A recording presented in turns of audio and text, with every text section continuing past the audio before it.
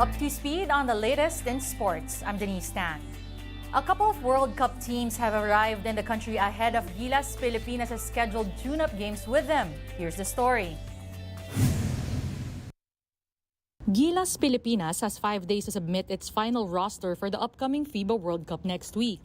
National team coaches are set to meet to come up with the final 12 from the 16-man pool for the Worlds.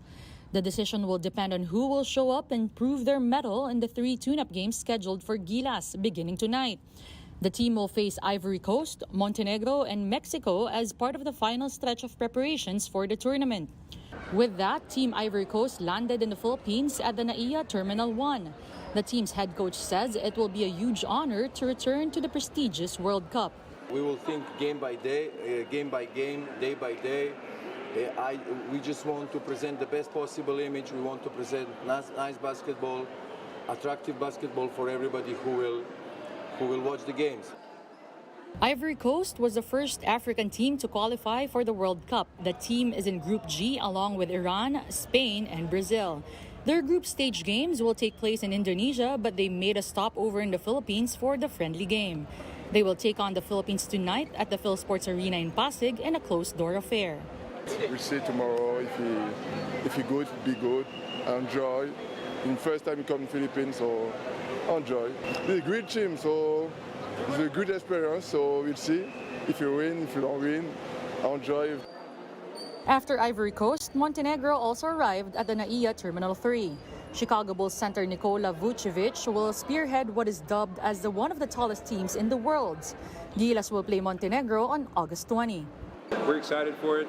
They're a good team. It'll be a good preparation game for us before the World Cup starts. Obviously for me, it's exciting to see JC. I played against him a lot of times in the NBA, very good player. I know he takes a lot of pride playing for the Philippines, so that's amazing. But yeah, it'll be fun, and hopefully we'll have a good crowd. Upon the landing of both teams, they were escorted by the motorcade police passing through the designated bus lane en route to their respective hotels.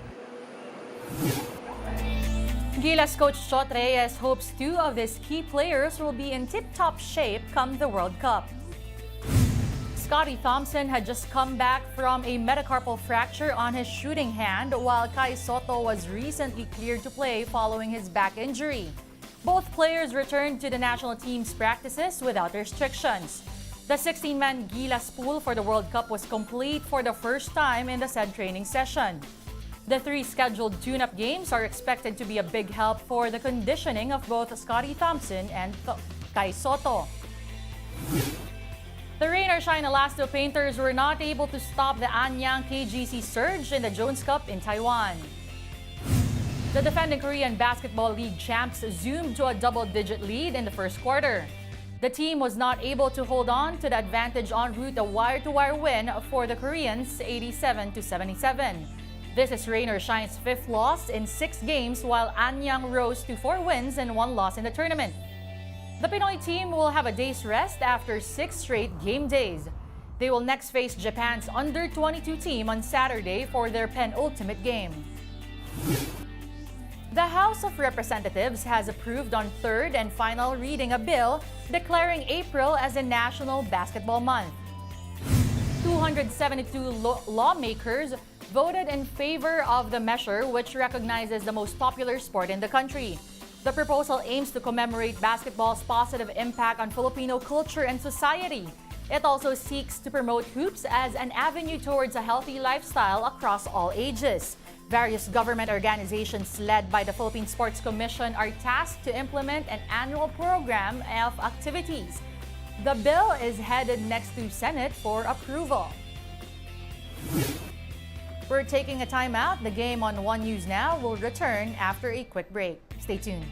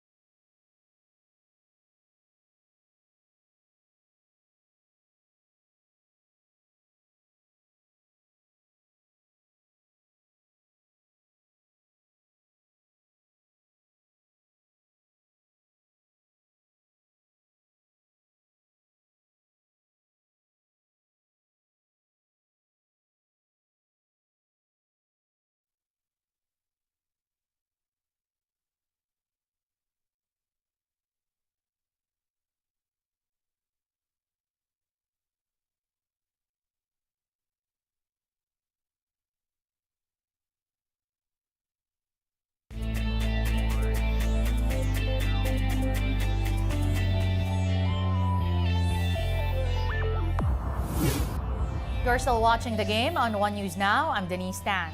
Pinay tennis star Alex Eala advances to the quarterfinals of the W25 Aldershot tournament at the United Kingdom. Eala bucked a slow start to come away with a win over Australian bet Talia Gibson. After losing the first set, Eala went on to handily defeat Gibson 46, 64, and 63. The 18-year-old tennis player will next play American Jenna DeFalco. Meanwhile, Eala and her partner Ursula Radwanska fell to Japanese duo Saki Imamura and Irina Hayashi in the doubles semifinals event. Former 4-division world champion Nonito Donaire Jr. has reacquired his Filipino citizenship. Donaire took his oath of allegiance at the Romulo Hall of the Philippine Consulate General in San Francisco. The Filipino Flash became a dual citizen, having been an American citizen from his Hawaii-born paternal grandfather.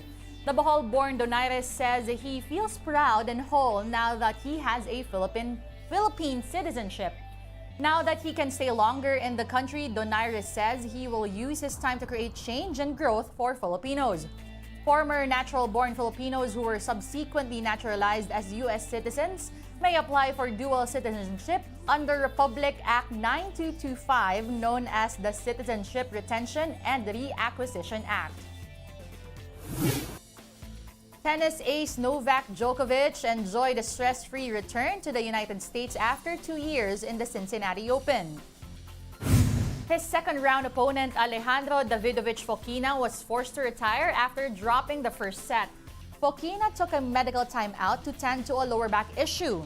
Djokovic has not competed in the U.S. since 2021 Open final and was subsequently denied entry into the country because he refused to get a COVID-19 vaccine. This offset Djokovic's uncharacteristically sloppy game against Fokina. Get your fill of the latest in sports at onesports.ph. Meantime, the Newsday continues later at 4:30 p.m. I'll see you then. I'm Denise Tan. We are One News.